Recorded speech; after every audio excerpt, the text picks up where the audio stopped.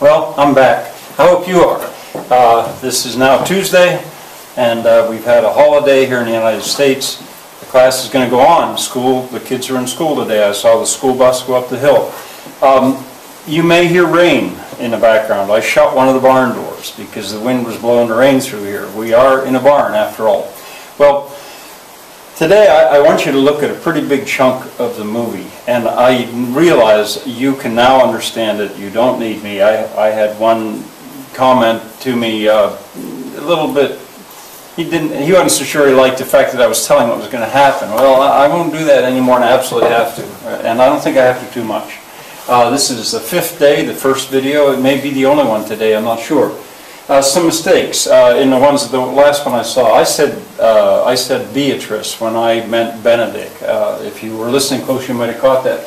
I told you about malapropisms. Well, I want to mention that Archie Bunker, if you ever saw All in the Family, Archie Bunker did that all the time. It was so much fun to listen to him. I remember one time he said that his wife Edith had to go to the groinecologist. He meant gynecologist, but groin. He did that a lot. It's probably the most famous example I can think of it in modern media of the use of malapropisms. Dogberry does it. Well, if you like these people, and I hope you do, they seem like such pleasant people, beautiful place, good. Because this next viewing is going to be very effective. You're going to see these people that you like hurt. Now, I told a class about that one time, and I think a little girl said, are they really going to get hurt? Yeah, they're going to get hurt, but they're not going to be hurt physically. They're going to be hurt emotionally, very hurt. You see, Don John, has a plan. This time it's going to work.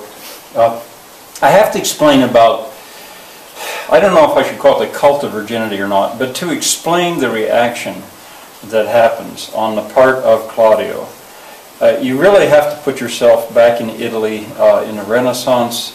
The idea that a woman was a virgin when she was married was so critical in that culture and at that time.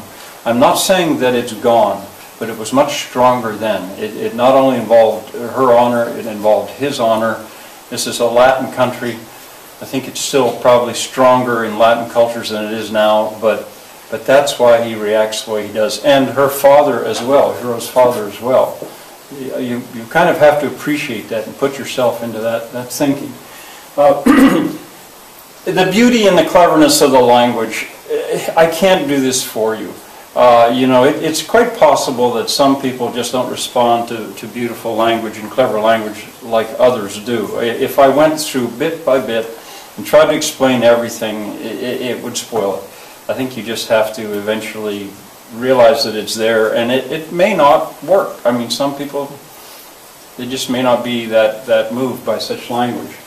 You're about to see my favorite scene in all Shakespeare. All Shakespeare. The balcony scene in Romeo and Juliet is a perfectly wonderful scene, and there are many other scenes, but I think this is my favorite.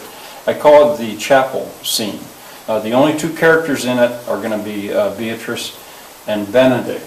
And what I like about this scene so much is because there is such a collision of powerful emotions. There's not just one.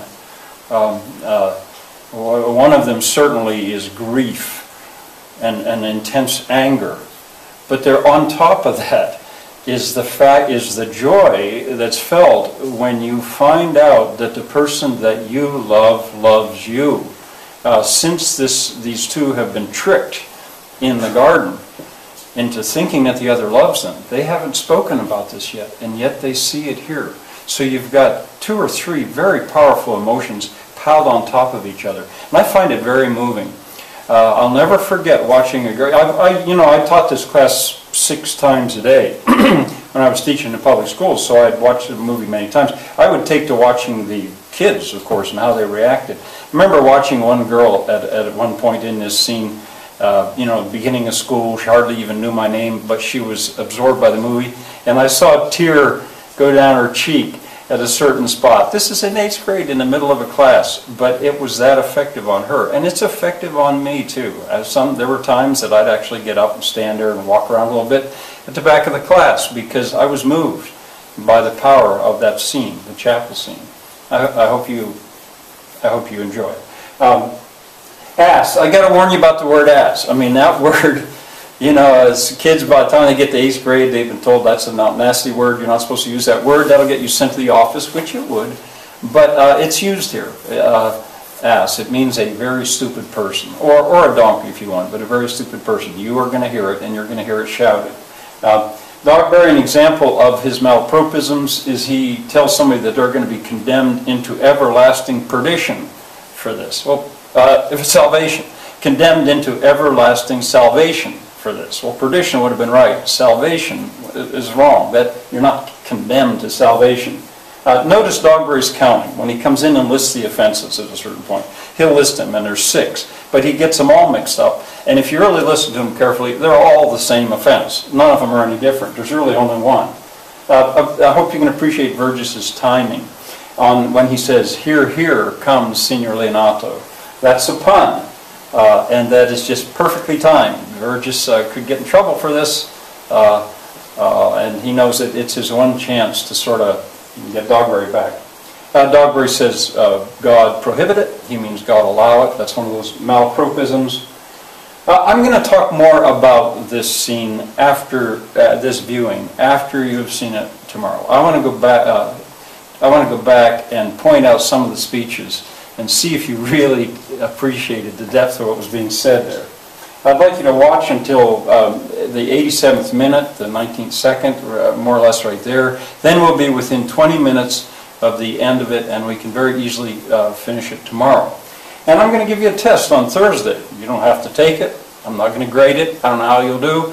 But if you want to see how you're doing, well, it should be a very, very easy test.